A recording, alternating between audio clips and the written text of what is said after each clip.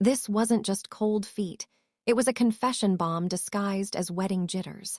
And the truth, way more devastating than anyone could have prepared for. And it gets worse and more brutal. Imagine being 3 weeks away from your wedding. Venue booked, dress fitted, invitations sent. You're discussing seating charts with your fiancé when suddenly he starts crying. Not happy tears, not stressed tears. These were different. Guttural, desperate. The kind of crying that sounds like someone's soul is evacuating their body.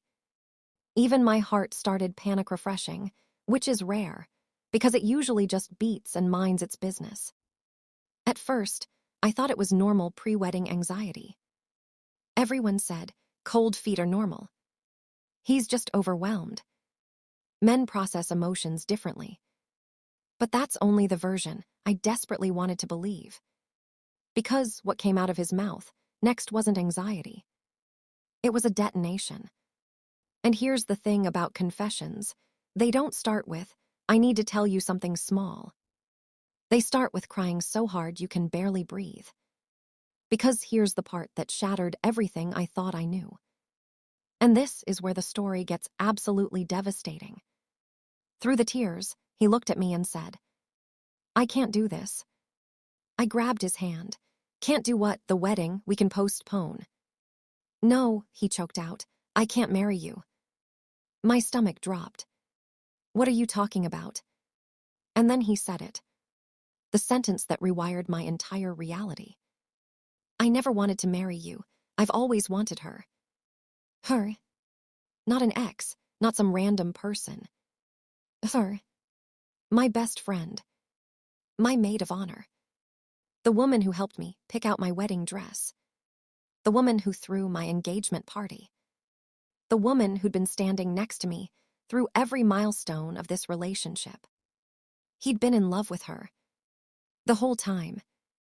It's like building a house for years and then watching the architect admit they designed it for someone else all along. But the craziest part, this wasn't a sudden revelation. Because this next detail proves it was always there, I just couldn't see it. I sat there in shock, and my brain started replaying the last 4 years like a horror movie. Every dinner where he lit up when she walked in. Every time he laughed harder at her jokes. Every time he volunteered to pick her up from the airport. Every time he asked, is she coming, before agreeing to plans. I thought he was being friendly. I thought he was being supportive of my friendship. I thought I was lucky to have a partner who got along with my best friend. But he wasn't getting along with her. He was orbiting her. And I was just there. The placeholder. The consolation prize. The woman he settled for because he couldn't have the one he actually wanted. Some relationship experts call this proximity settling. I call it emotional hostage-taking with a ring. Because he didn't just lie to me. He built an entire life with me while fantasizing about someone else. And here's where it gets darker. Because this wasn't one-sided, she knew. After he dropped that bomb, I couldn't breathe. I needed answers. So I called her. My best friend, my maid of honor. The woman I'd known since college. Did you know? I asked, voice shaking. Silence. Long, guilty silence. Did you know he was in love with you? More silence. Then, quietly, yes. That one word destroyed me more than his confession. Because it meant this wasn't unrequited. It meant she knew my fiancé had feelings for her, and she just watched. Watched me plan a wedding. Watched me pick flowers. Watched me write vows to a man who was writing mental love letters to her. How long? I whispered. Since the beginning, she said. Since the beginning. 4 years. 4 years of her knowing my relationship was built on a lie. 4 years of brunches where she listened to me gush about him. 4 years of her smiling and nodding and playing the supportive friend. While knowing the whole time. It's like having a co-pilot who's known the plane is going down, but decided not to mention it because the view was nice. But here's the detail everyone ignores in these situations. And this is the part that still haunts me. I needed to know one more thing. I called him back. "Did you ever love me?" I asked. He hesitated, and that hesitation told me everything. "I cared about you," he finally said. "That's not what I asked. I tried to love you." Tried. He tried to love me. Like love is a skill you practice. Like I was a hobby he attempted to get into, but never really enjoyed. "Why did you propose?" I asked. And his answer was the nail in the coffin. "Because she started dating someone, and I thought if I couldn't have her, I should move on. You were perfect on paper, smart, kind, stable. I thought I could make it work. I was a backup plan, a safety net, a good enough option when his first choice was unavailable. And the worst part, he convinced himself this was okay. He convinced himself that caring about me was close enough to loving me. That commitment was enough to build a marriage on, even if his heart was always somewhere else. People think the cruelest thing someone can do is cheat. But I disagree. The cruelest thing is staying with someone you don't love and letting them believe they're chosen. That's not loyalty. That's cowardice with a ring on it. But here's what broke me more than the confession. It's what I found out about their relationship. I started digging, looking through old texts, old photos, and what I found was worse than I imagined. They'd been having an emotional affair for years. Not physical. Apparently they both had boundaries. How noble. But the messages, late-night conversations about life, dreams, fears, inside jokes I wasn't part of. Him, "I wish things were different." Her, "Me too, but we can't do that to her." Oh, how considerate. They couldn't do that to me. But they could do this. They could let me plan a wedding. They could let me buy a dress. They could let me send 150 invitations to watch me marry a man who wished I was someone else. There were messages from 2 years ago. Him, "If you weren't with him, would you give us a shot?" Her, "I don't know, maybe, but you're with her." Him, "I know, I just wonder sometimes."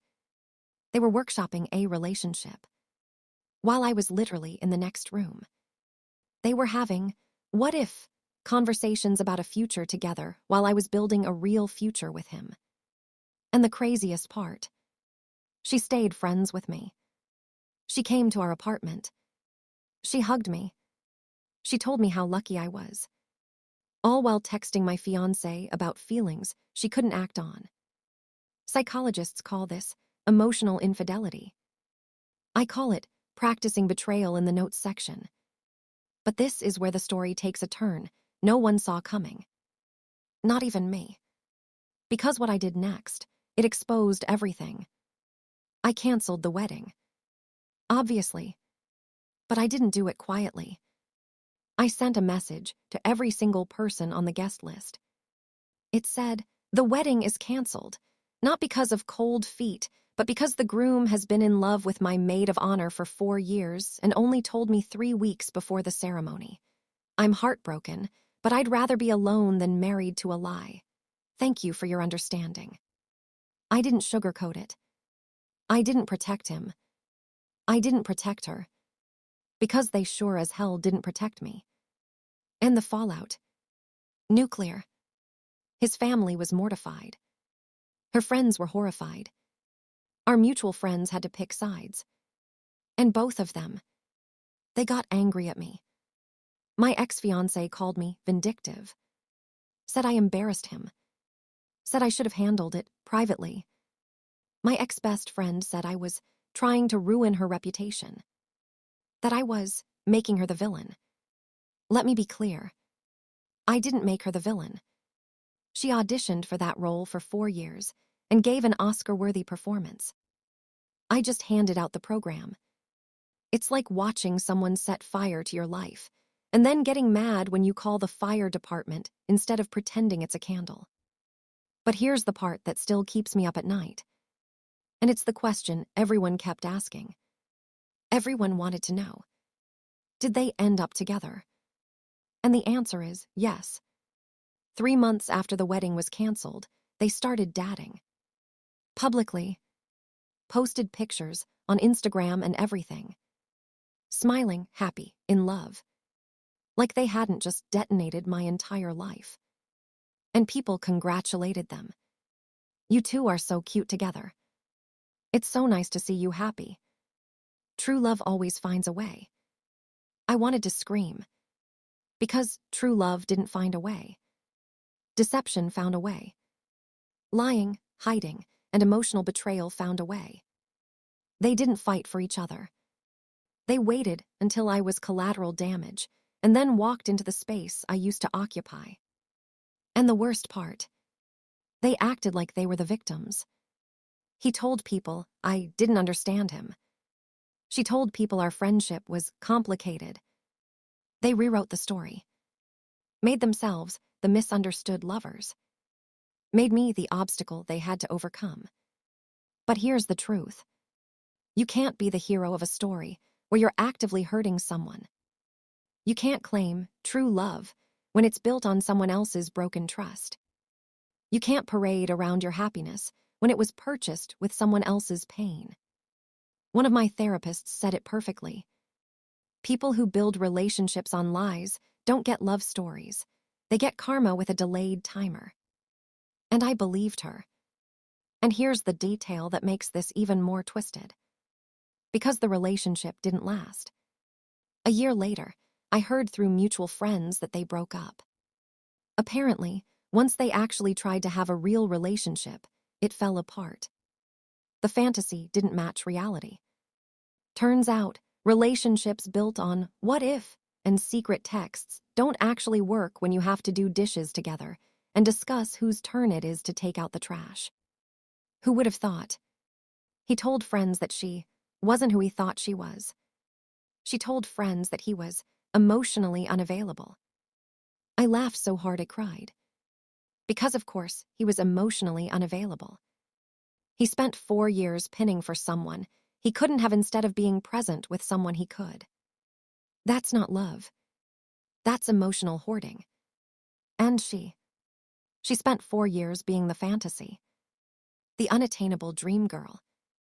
But once she became real with flaws, bad days, and actual expectations, the illusion shattered.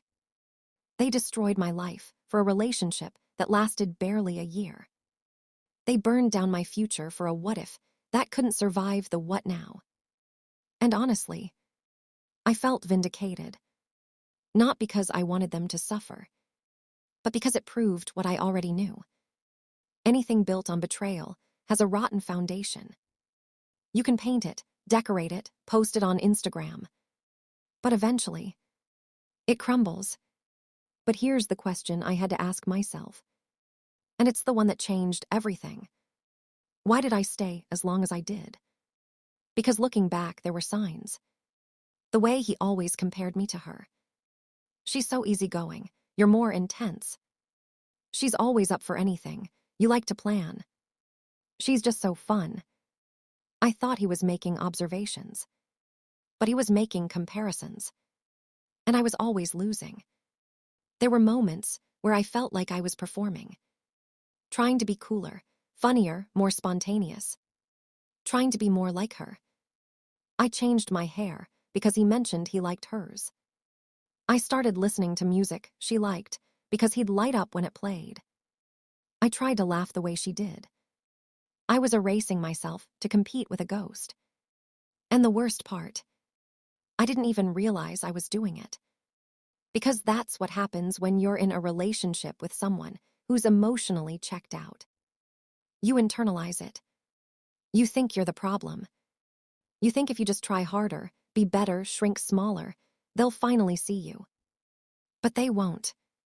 Because they're not looking at you. They're looking past you. At someone else. And no amount of changing will make them turn around. But here's the part that surprised me most. It's what I learned about myself. For months after the wedding was canceled, I was a wreck. I cried, I raged, I spiraled. I questioned everything. My judgment, my worth, my ability to recognize love.